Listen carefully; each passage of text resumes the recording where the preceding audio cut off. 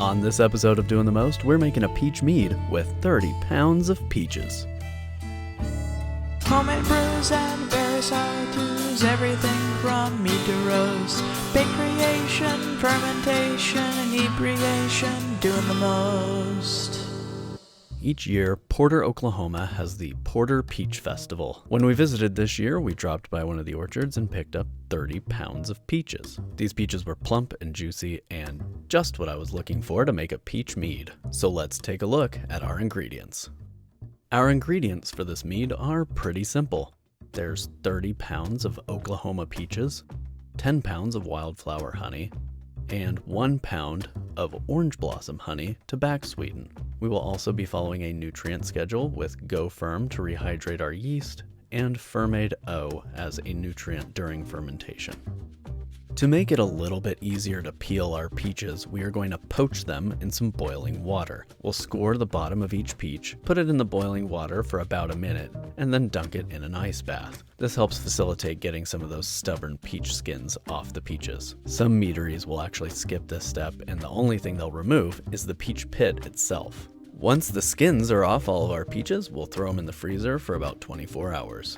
And then we allowed our peaches to thaw for 24 hours before pitting them. As you can see here, the flesh of the peaches was basically obliterated, making it super easy to get the pits out. Honey goes in, and to make sure we get all the honey out of those jugs, I filled them up with some water, shook them around, and then poured that in as well. Stir, stir, stir, and in comes our bucket of peach pulp. I fermented this in a 6-gallon fermentation bucket, and I added water up to about the 6-gallon mark.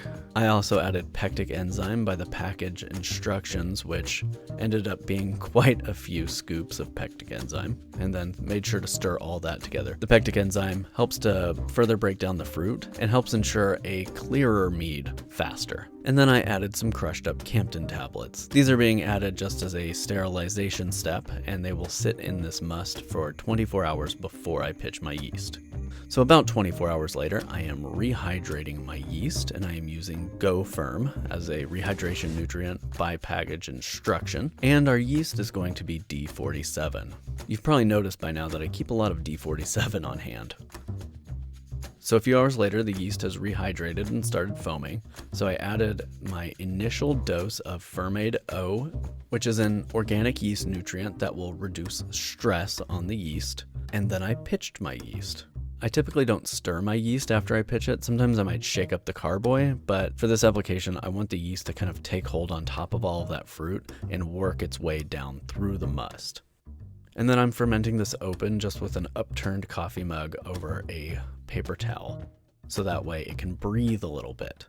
And as you can see, the CO2 started pretty immediately. This is at about the 2-day mark, and I've been punching the cap every few hours when I'm home just to make sure that the fruit pulp stays wet. We don't want it to dry out on top and create a situation where mold might take hold. And I'm adding the second dose of my yeast nutrient. This was chugging along really fast, and so I just wanted to add a little bit of nutrient to help it get through the last bit of fermentation.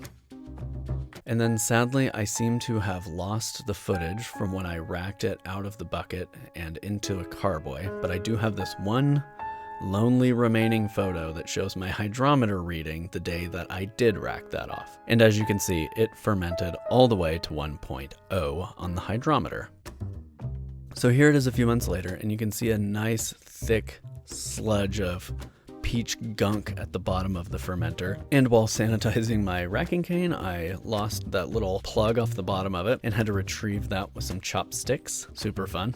And then we racked that off. And as you can see, it dropped fairly clear in those few months that it sat in secondary. And of note, I am tilting the container here as I'm racking to try and get every little drop of mead off of the top of there, but not suck up any of that yeast or peach sludge that's in the bottom of there.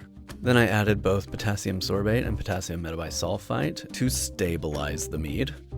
And I'm also using sparkaloid as a fining agent on this. And for more information on sparkaloid and other fining agents, check out our Homebrewing 101 series. It's a great series for beginner brewers to learn all the kind of bare essentials to get into the homebrewing hobby. Sparkaloid goes right in and we'll give it a little bit of a shake, and then that will sit basically until it's clear.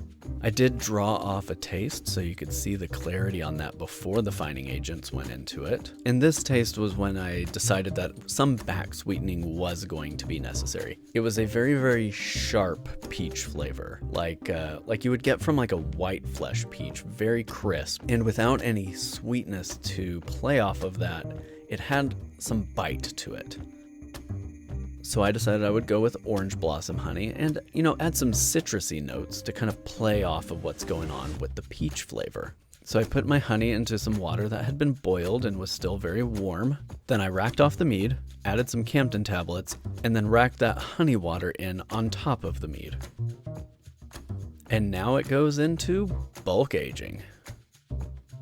I really want this to sit and kind of meld together. Still, the flavors are a little bit disparate, and I feel like by the time the Porter Peach Festival rolls around again this year, it should be ready to go. It is delightfully peachy now, but it just needs some time for everything to marry together a little bit better. As always, you can find us on Instagram and Pinterest at Doing the Most Okay, and thank you to everyone who has subscribed to our channel over the last year. It means the world to us. If you haven't subscribed, make sure to hit that subscribe button so you can see more of this kind of content. We got some really fun and informative stuff planned coming up soon. And keep an eye out for the second part of our peach mead project in the near future.